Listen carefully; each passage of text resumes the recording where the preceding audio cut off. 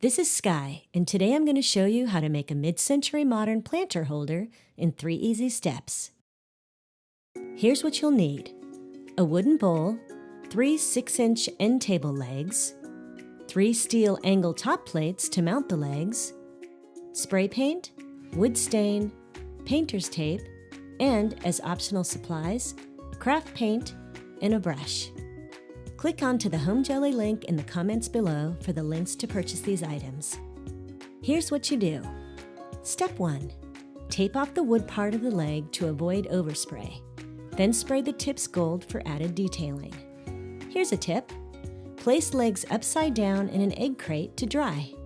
Step 2. Stain the wooden legs the same color as your bowl for a cohesive look.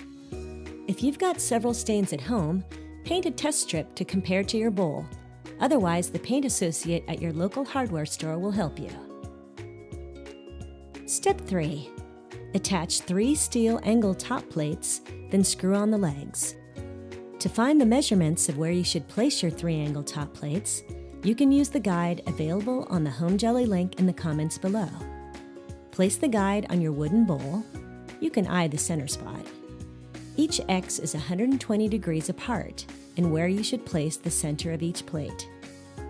Mark the pre-drill holes where the plates will go with the pencil. Drill holes. It's okay to go all the way through. Then screw into place. Make sure the angle of each plate is facing outward. Because the screws on these legs were a little long, when I first screwed them in, they didn't sit flush and snug to the plate. I added a washer to the center, which gave the leg screw enough space to tighten securely. I wanted to add just a little something extra, so I used painter's tape to create a couple pinstripes. I started at the base, then added 4 more lines of tape. I then unraveled the 2 strips I wanted to paint. Using Lazy Susan made painting this bowl super easy. I used interior latex paint, but you can also use crafting paint as well. To keep the wood protected, insert a planter tray. There you have it. You did it!